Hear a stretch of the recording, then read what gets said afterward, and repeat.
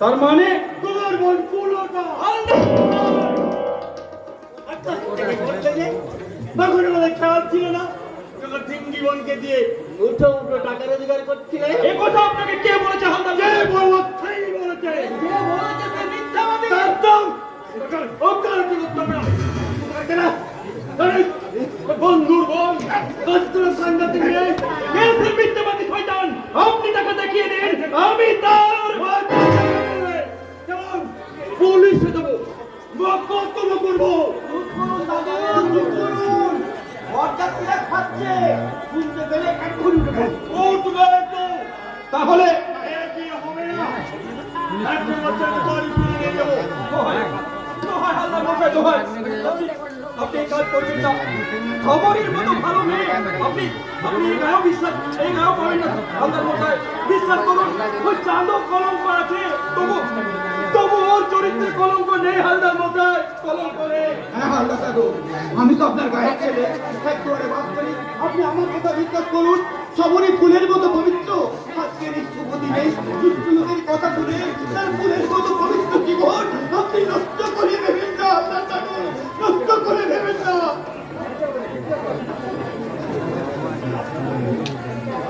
অশোক, আমাদের ভাবছি দাও, কি ভাবছেন হালদার মশাই? ভাবছি বিড়িটা শেষ করবো না আমাকে এগিয়ে যান দাদু, এগিয়ে যান। দুটি নিরলস আপনি আপনার ছেলের বিয়ের অনুমতি দিন। তাই হবে, টাকা চাই অটো, আরো টাকা দিতে হবে বইটি, কলঙ্ক চাপা দিতে হবে। কিন্তু এই কলঙ্ক তো মিথ্যে হালদার মশাই। তোমার কলঙ্ক কি কত টাকা চান? এই তা করো 1000 কোথায় পাবো হালদার মশাই এত টাকা? তুমি সবটুকু বিক্রি করে আপনার হাতে তুলে দিয়েছি 1003 টাকা। কাল যে আমরা কি খাবো তারও ঠিক নেই। এরপরেও টাকা চাই বাবু, টাকা চাই। ভেবে দেখুন দাদু, ভেবেছি কলঙ্ক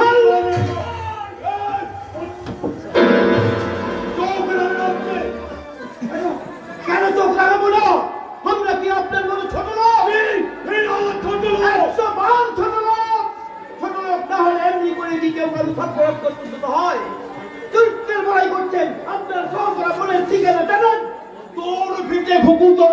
হ্যাঁ তাই জানাবেন, আমিও ছোট্ট মনে রাখবো। পুরো তারিখ টাকা এখন যদি বাড়ি বাড়াই করে না রাখতেন বটে। এত বড় আসপর্দা কি অপমান, ও কর্তব্য করবো, প্রথমে পুলিশে দেবো। ফটে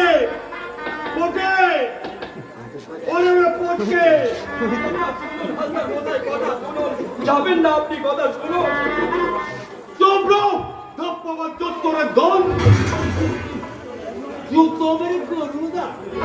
আমি পুরো শালি মানহানি কর্তব্য করবো। আরে এই দেখ তো ফিঙ্গি বলে সতী ধরনের ধারাটা পড়লে তোমরা দেখো, ওরে ঠোকা বোকা নিবিরাও পঞ্চায়েত তোরা উঠে গো ওঠে ফুলের মাঝে এই বিয়ে হবে না।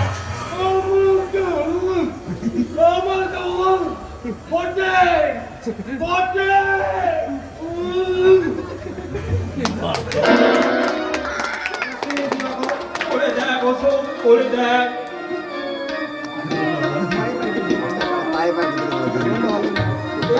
ডাক্তার কবে লিখেছে? কিছুদিন আগে। প্রথমে আমি বিশ্বাস করিনি, কিন্তু পরে বুঝলাম এই কাজ তারই। তাই 7 দিন হলো সে বোম্বে চলে গেছে। খুন করবো। কোনো লোকের বাচ্চা যেমন মিথ্যে কলঙ্ক রটনা করে আমার বোনের মাথায় বাজ ফেলেছে, আমিও তাকে যেখানে পাবো খুন করবো।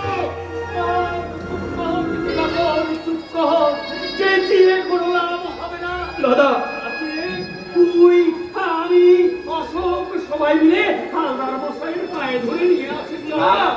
যাবি না? কিন্তু কোনো লাভ হবে না, জিনিসপত্র গল্লায় যাক, পুকুরে খাক, কিন্তু সমরের কি হবে দেখো, আজকে রাতের মধ্যে করে দিয়ে দিতে না পারলে ছেলে লোক না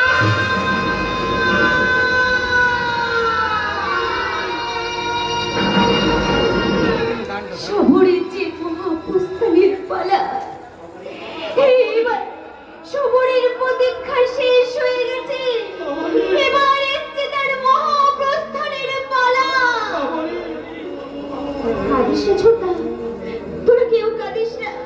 দাদা চয়ন রইল, তুমিও তো দেখো দাদা, আমি আমি চললাম দাদা, আমি চললাম। যেখানে নেই কোনো কলঙ্কের ভয়, যেখানে নেই কোনো বাধা বিঘ্ন, আমি সেখানেই চললাম দাদা, সেখানেই চললাম।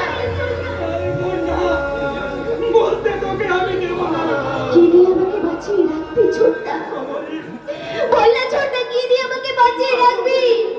সারা সমাজ সংসার যে আমাকে ঘৃণার চোখে দেখবে, বল না ছোট্টা। বিশ্বাস সকলের ঘৃণা অবকাশ সামগ্রী হয়ে গেছে, থাকো সবাই আমাকে রেখে মুখ লুকাবে, আর কোনো লোক আর ছোট্টার বিয়েতে বিয়ে দেবে না। না না না, আমি সহ্য করতে পারবো না, আমি কিছুতেই সহ্য করতে পারবো না, কিছুতেই না। বাধা দিও না দাদা, তুমি আমাকে বাধা দিও না, আমাকে তুমি যেতে দাও দাদা। আমি যে তোমাদের জীবনের অভিশাপ হয়ে এসেছি, আমি যে কলঙ্কিনী, আমি যে লগ্নের ভ্রষ্টা। আমি আজকের লগ্নে তোর বিয়ে দেব, যেখান থেকে হোক, যেমন করে হোক, পাত্র আমি করে আনবো। না না দাদা, ওই দেখো দাদা, ওই দেখো ঘড়ির কাঁটা কেমন দপ দপ করে জ্বলছে, পাখিরা সবাই ডেকে ডেকে বলছে।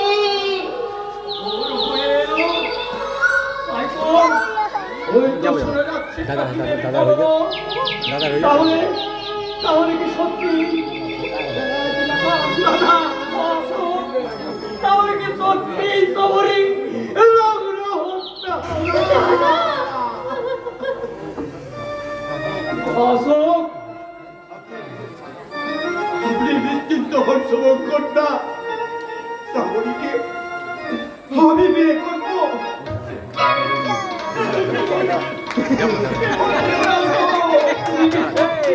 ভাই দাদার বিয়ে হচ্ছে বড়লোকা বিনোদ, অভাব দুঃখ বেদনা আমার গলার মালা, আপনার মন যদি আমার ঘরে গিয়ে চুকি হতে পারে, আপনাদের আপত্তি না থাকে, তাহলে আর বিলম্ব করবেন না, সামরিকে আমার হাতে সন্তান করুন।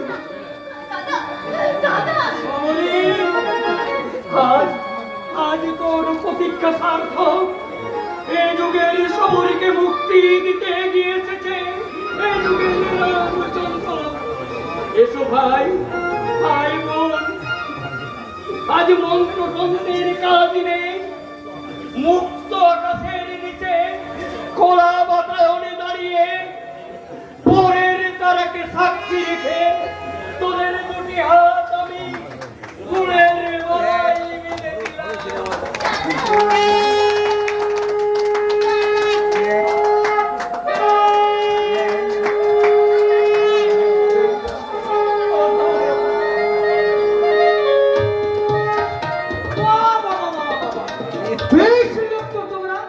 ওমানের উঠোন থেকে 7টা কুড়িয়ে এনে বাজাতে পারোনি?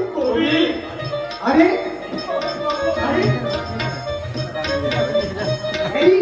ভেরি নাইস মনে হচ্ছে যেন সাক্ষাৎ হরগৌরী। কি গো ছোকরা, ভাবছো কি? বউ নিয়ে সোজা বাড়ি চলে যাও। দেখছো না পথে পথে ঘুরে বেড়াচ্ছে ম্যান্ডব। বুঝতে পারলে না বাবু? ম্যান্ডব মানে মানুষ কুকুর, যাদের দেখতে ঠিক মানুষের মতো কিন্তু ব্যবহার ঠিক কুকুরের মতো। যাও যাও, কাজ সেরে ফেলো। আর আমি ওদের বলে আসছি, ম্যারেজ কমপ্লিট, মানে বিয়ে হয়ে গেছে।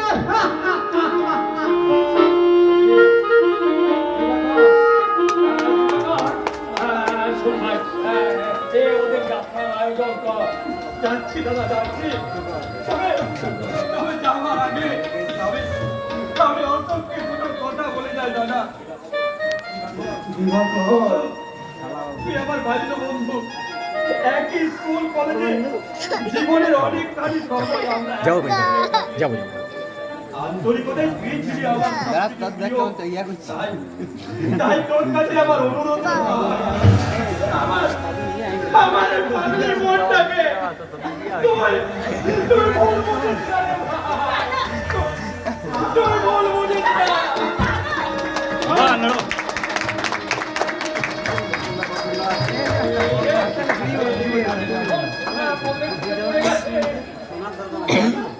ওটা কি দাদা? চিঠি চিঠি? আর চিঠি? রূপে, কি করলে তুমি করতো? ওই সত্যজীবী বিরাট একটা ঝড় বয়ে গেল। আর আপনি বাড়িতে মা ঠাম্মা কি করে যাবে, বাবা কি করে যাবে? গাড়ি নিয়ে যাবো, গাড়ি যাবো, গাড়ি দিয়ে তাহলে এই চিঠিখানা আমি একবার পড়ে দেখতে চাই দাদা। বলা ওই আছে এই চিঠিতে। কোথায় সে মিথ্যেবাদী রূপ? বলো দাদা, সে স্বর্গে কোথা? কোথায়? তুমি আমাকে তার সামনে নিয়ে চলো দাদা। তুমি আমাকে তার সামনে নিয়ে চলো দাদা।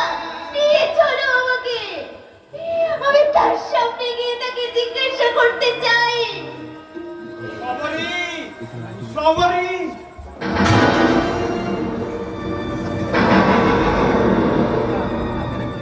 বলো, বলো, বলো মিথ্যেবাদী পুরুষ।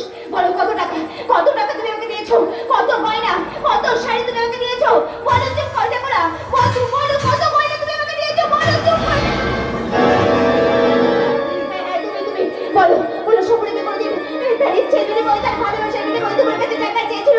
বলো সপরিকে কোনদিন তার যৌবনের বিনিময়ে তোমার কাছে একটা টাকা চেয়েছিল? বলে যদি সেটাকে গয়না দাও, শাড়ি দাও, বলো চুপ করতে পারা। বলো কোনদিন, বলো, বলো, বলো। সবারই আজকাল থেকে আপনি আসুন, হয়তো ডাক্তার ডাকতে হবে। কি হলো? ওরে কি হলো? ভয় নেই সুবর্ণদা, আমি সবাইকে দেখছি। না,